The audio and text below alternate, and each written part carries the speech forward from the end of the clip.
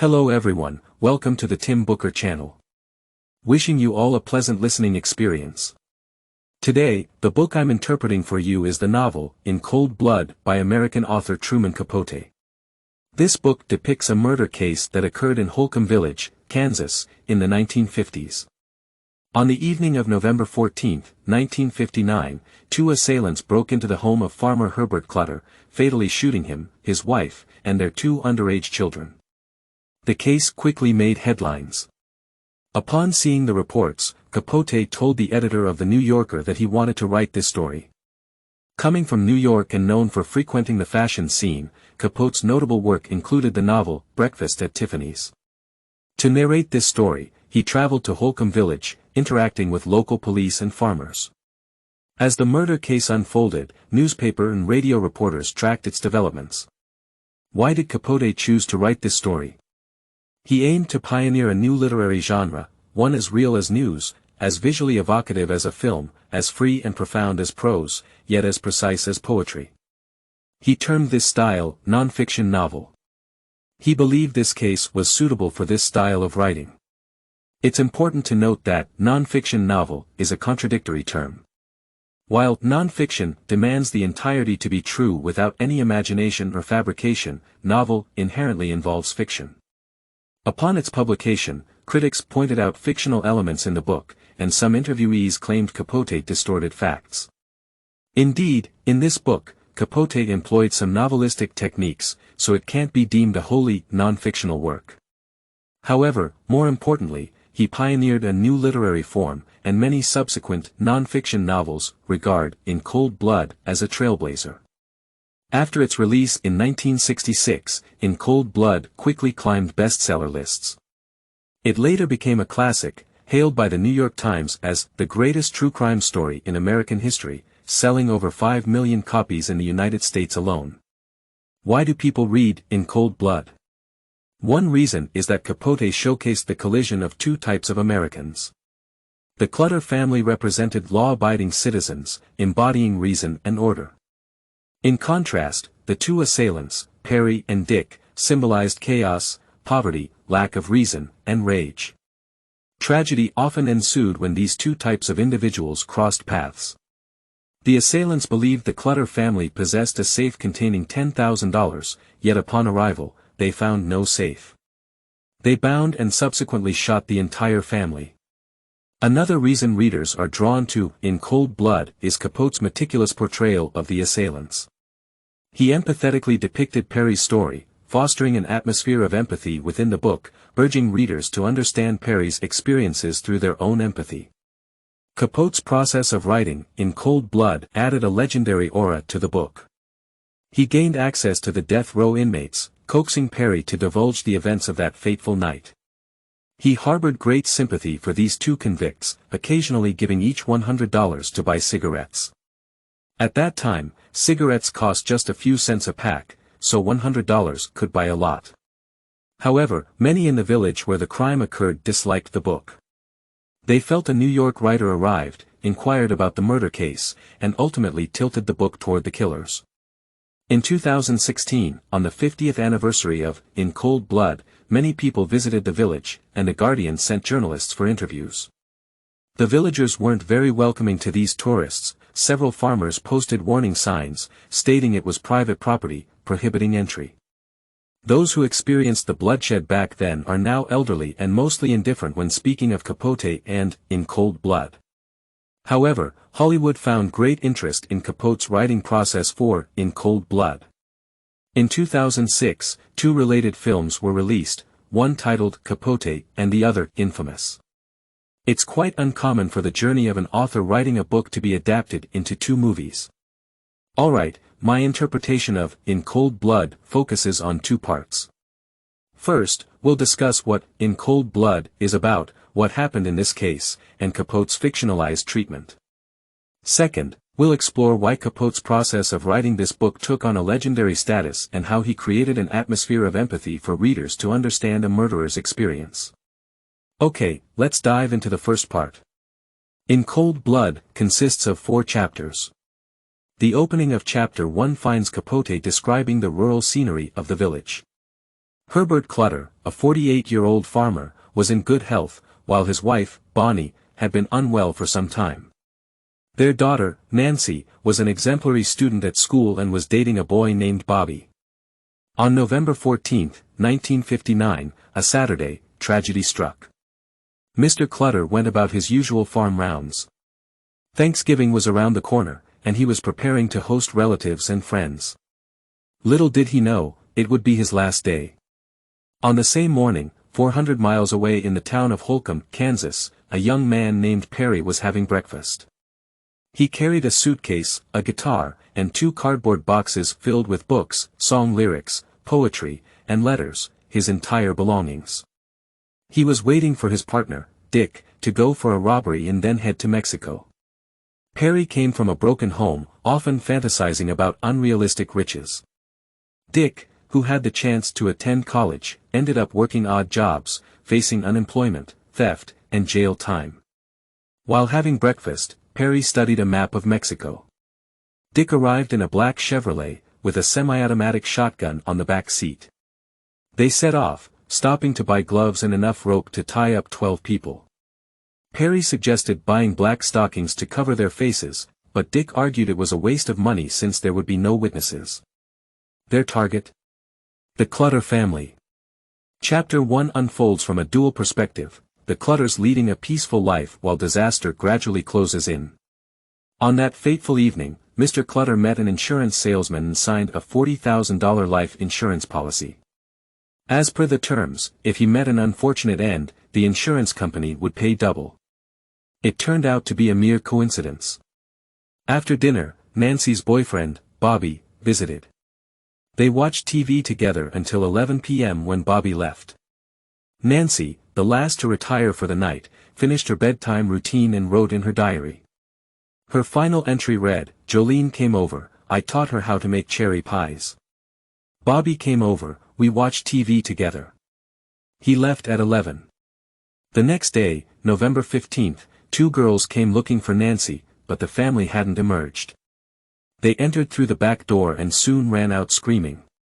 Their parents followed, discovering Nancy lying in bed, blood on the walls, and the telephone lines cut. At 9:30 a.m., the sheriff arrived, followed by an ambulance and coroners. They found Nancy and Bonnie dead in their respective bedrooms, Mr. Clutter and Kenyon dead in the basement, each bound and shot. Mr. Clutter had also been throat-slashed.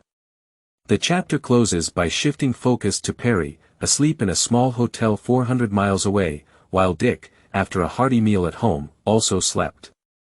In the past 24 hours, they covered an 800-mile round trip and killed 4 people. Capote, in Chapter 1 of In Cold Blood, details the actions of the murderers, so the suspense isn't about who did it, but rather why they committed the crime.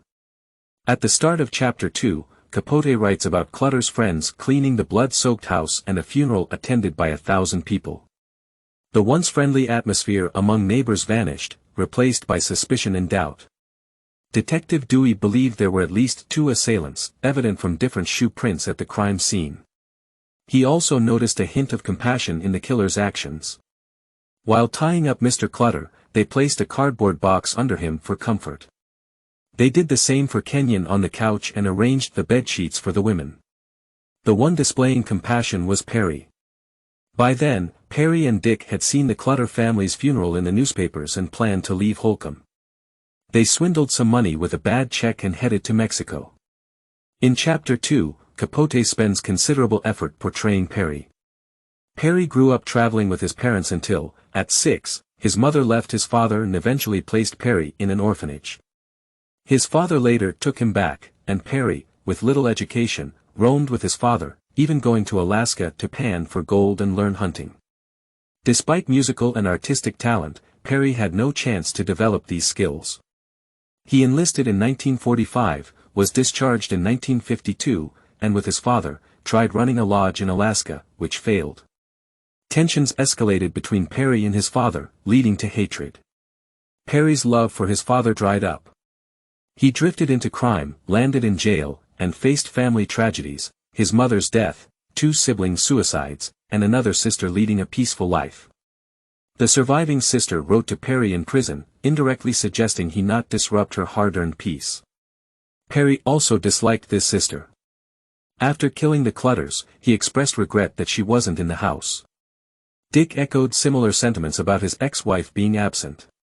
In Mexico, they quickly spent their money, even selling their car. Perry's guitar was stolen, but he retained a box containing his letters, sketches, and excerpts. He sent his luggage to Las Vegas and hitchhiked there with Dick, beginning their road trip. Chapter 3 reveals a breakthrough in the murder case. Perry and Dick had served time in the same prison where an inmate, Wells, heard about the killings on the radio and knew Perry and Dick were involved. Wells had worked for Mr. Clutter and believed there was $10,000 in the house safe, despite locals knowing Clutter rarely kept cash. Wells shared this with Perry and Dick, who planned to rob Clutter after their release. Wells thought it was all talk, unaware they'd actually commit robbery and murder. Wells reported Perry and Dick to the police to claim a reward, leading to their eventual capture on December 30th. The interrogation began on New Year's Day, 1960.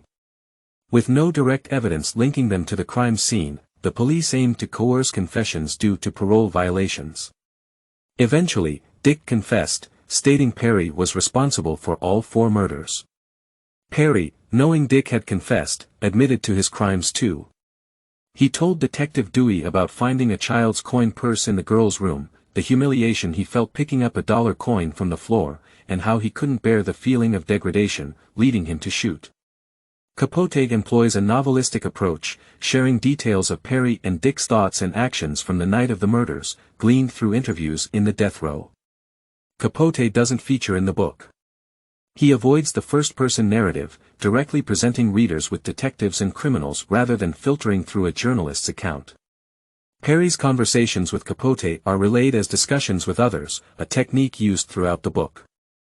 Perry's confession of picking up a rolling coin becomes a crucial detail in the murder case. Chapter 4 follows the trial to the execution. The crime occurred in November 1959, leading to the capture of the perpetrators over a month later. The initial trial in March 1960 swiftly sentenced Perry and Dick to death. However, it took 5 years before their execution. During the trial, a psychologist testified, and Capote referenced contemporary psychology articles, aiding readers in understanding Perry's psyche. Capote's approach might seem like an attempt to absolve the criminals, especially considering the fictitious ending of the book involving Detective Dewey at the Clutters' gravesite, which never happened. Yet, Dewey appreciated the book, and Capote even befriended Dewey's family, arranging a Hollywood visit for them. Capote's method drew criticism, particularly for his manipulation of details. However, it illustrates the intricacies of non-fiction writing, real events and people but shaped to intensify the narrative, as seen in Dewey's fictional encounter. The goal was to create a more compelling story, although some may view it negatively. This method allowed Capote to showcase the complexity of human nature and storytelling nuances, evident in the exchanges between Perry and his visitor, Donald, which reveal Perry's remorse and his perception of his own humanity. This conversation occurred after Perry's capture when Donald, driven by sympathy after his brother's leukemia death, visited Perry in prison.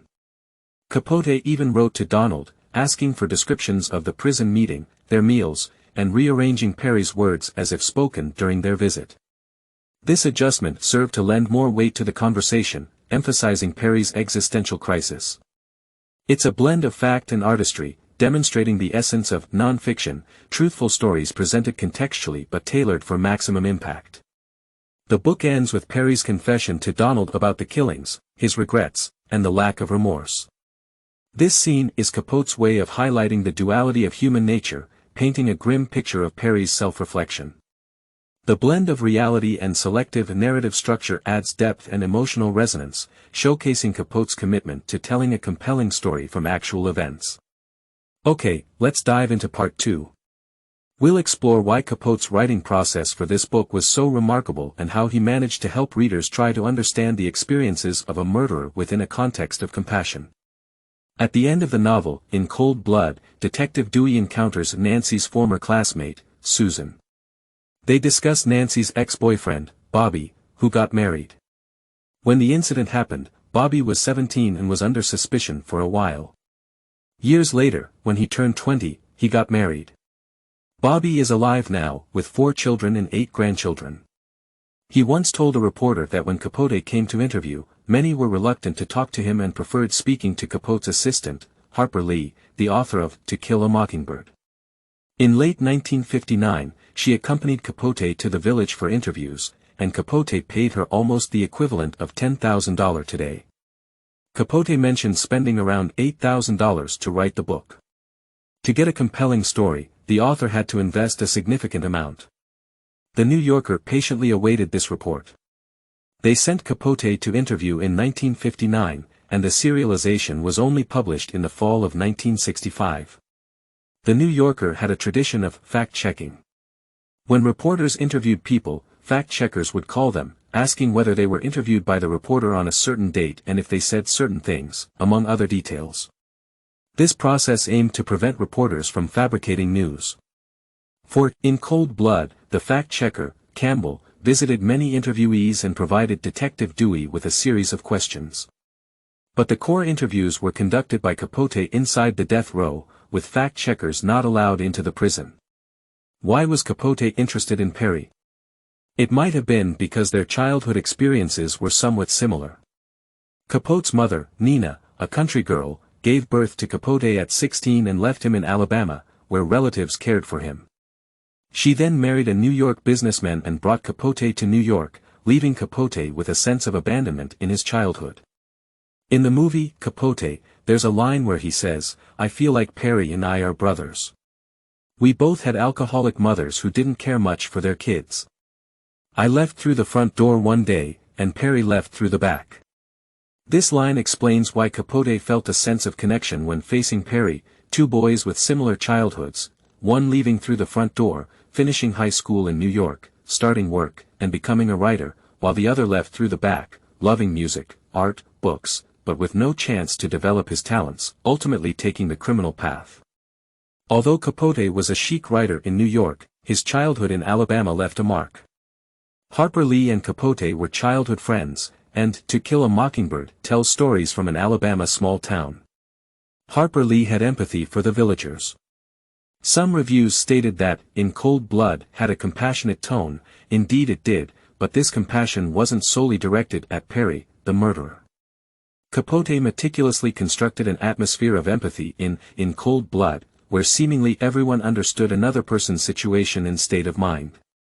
Let's explore a very empathetic pair from the first chapter, Mr. Clutter and a Japanese immigrant. Mr. Clutter, taking his son to a club activity, accompanied a Japanese immigrant. She mentioned, "We're planning to move to another state, and buy some land to run our own farm." Mr. Clutter displayed empathy towards the Japanese immigrant.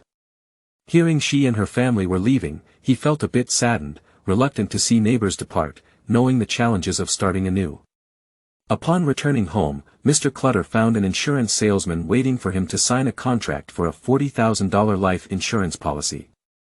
Like Mr. Clutter, the salesman displayed empathy.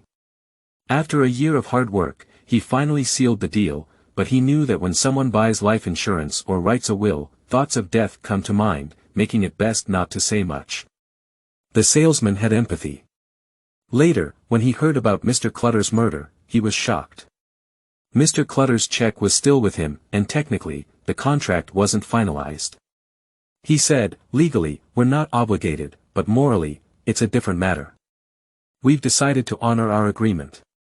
In this book, empathy sometimes shows as reasonable words, other times as timely silence or companionship. After the tragedy, Bobby couldn't accept the reality. His girlfriend from the night before, watching TV together, was killed. He was deeply distressed. Capote writes about Bobby's 14-year-old brother, who understood what his brother was going through and quietly stayed by Bobby's side. Bobby sat still, and his brother did the same, walking aimlessly around the farm, following Bobby. This is the understanding between brothers. Capote also writes about empathy towards animals. People in the village knew that the dog Mr. Clutter owned was terrified of guns. Whenever it saw someone with a gun, it ran away. So, when the dog saw the killers with a gun, it certainly ran off. After Nancy's death, her cat was adopted by Susan, her classmate. Susan also wanted to adopt Nancy's horse, which was quite old. Later, when Mr. Clutter's property was auctioned, someone bought the horse. Susan hoped the horse would have a good ending. After the incident, neighbors near the Clutters couldn't help but wonder, a person like Mr. Clutter, hardworking, kind, did his virtues vanish with the sound of gunshots? Would we live in fear and suspicion of each other from now on? This is what Capote aimed to depict in this novel, the impact of a murder case on the locals. In 1959, America was still basking in post-World War II victory and the subsequent economic boom. The village where Mr. Clutter lived was almost in the center of America. Mr. Clutter, a person of integrity and reliability, even after years of his passing, locals still honored him with a memorial, stating his involvement in building local schools, hospitals, and churches, serving as the president of the local Wheat Growers Association. When interviewed, Bobby said, "Mr. Clutter had a great impact on my life. People like him often inspire you, make you realize how to live your life." Mr. Clutter represented a facet of American order. On the other hand, Perry and Dick represented a different side of America, restless, irreverent to the divine, rootless, and lost. The moral strength Mr. Clutter possessed was conspicuously absent in Perry and Dick's environment. When people from these two different worlds collide, tragedies often occur. Mr. Clutter hardly used cash, and there wasn't even a safe in the house. But Perry and Dick believed that Mr. Clutter had a safe with $10,000 in cash. In a crime novel, this might seem like a ridiculous motive, they didn't even know if there was any money, but this chaos is irrational, almost believing in their own hallucinations. Perry had a treasure map, believing that there was a Spanish sunken ship worth $60 million off the coast of Mexico. Robbing Mr. Clutter's $10,000 would get them to Mexico for more money. However, Perry didn't even know how to swim. After the murders, Dick never admitted his error in judging the existence of the safe, he only emphasized the lack of eyewitnesses. These two murderers lacked trust between themselves, subtly comparing who was more ruthless and manly. The rational, orderly Mr. Clutter was killed by the irrational, chaotic Perry and Dick. That's what's heart-wrenching about In Cold Blood. We all strive to be rational, work diligently within order, and fear the irrational chaos and violent people who can't control their rage. Capote cultivated an atmosphere of empathy in the book. That's why writing about Perry's bewildering experiences doesn't feel abrupt. Only in an atmosphere filled with compassion can readers attempt to understand the experiences of a murderer. They might listen to his account of feeling humiliated while picking up coins on his knees, feeling that his humanity only extends to pitying himself. However, those around the victims don't sympathize with the criminals. Most think In Cold Blood doesn't side with the Clutters but leans more toward the murderers. Capote took over 2,000 pages of notes during interviews. Over the next few years, he spent much of his time writing while in Spain with his partner. He knew he was going to create a masterpiece. He frequently corresponded with Detective Dewey's family about details and wrote letters to clarify certain aspects. In 1963, Perry and Dick appealed to escape their execution date. Capote complained to Dewey about having invested too much energy into this book. If the execution was delayed for 2 more years, Capote would feel extremely anxious. This was his genuine feeling, he sympathized with Perry and wrote him letters. But at the same time, he hoped the execution would be sooner, not to delay his masterpiece. In November 1966, Capote threw a huge costume party. Attendees dressed in black or white, celebrating the success of In Cold Blood. It was a grand event in New York's social circles, making Capote one of America's most famous writers at the time. However, he never produced any significant work after that. In 1984, Capote passed away due to alcohol and drug abuse, not living to see his 60th birthday. Alright, that's the essence of In Cold Blood for you. Let's summarize the content of this section. Firstly, American writer Truman Capote initially wrote short stories for some women's fashion magazines when he entered the literary world, with his representative work being Breakfast at Tiffany's. In November 1959, he witnessed a murder case in Holcomb Village and went there to conduct interviews. He believed that this case could be the basis for a non-fiction novel. In Cold Blood was published in January 1966, selling 300,000 copies that year and surpassing 5 million copies in the United States to date, becoming a classic. This work transformed Capote from a writer of stylish novels into a significant writer exploring American society. Secondly, In Cold Blood symbolizes two encounters in America, one represented by Mr. Clutter, order, faith in God, hard work, and kindness, the other represented by Perry and Dick, chaos, poverty, lack of rationality, and rage. When these two facets collide, tragedy unfolds. On a societal level, there seems to be no remedy for such tragedies. In recent years, both some American TV shows and many books have addressed social issues at the bottom of American society. Capote was early in highlighting these concerns in Cold Blood. Thirdly, Capote pioneered the genre of non-fiction novel through this work. Based on real events and solid interviews, Capote employed novelistic techniques while writing and fictionalized some scenes. Many writers later adopted this approach, but current non-fiction works no longer allow authors to manipulate facts using fictional methods.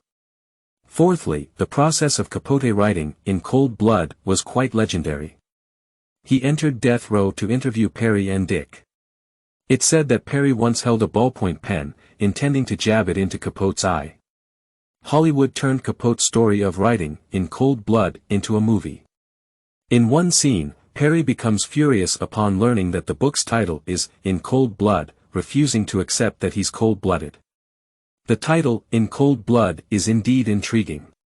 Capote's mother always aspired to become part of New York's high society, and Capote fulfilled her wish, becoming a writer admired by the elite. However, what led him to the peak of his writing career was the impoverished child Perry, who lacked opportunities to develop his talents and was abandoned since childhood. Hence, one could say Capote is also cold-blooded. That's the interpretation of this book. Congratulations, you've completed another book. Thank you all for your support and attention. Please subscribe to the Tim Booker channel, like, and share this valuable knowledge with your friends. Let's combine wisdom and practice to achieve our financial goals and create a better future together. Thank you all, goodbye.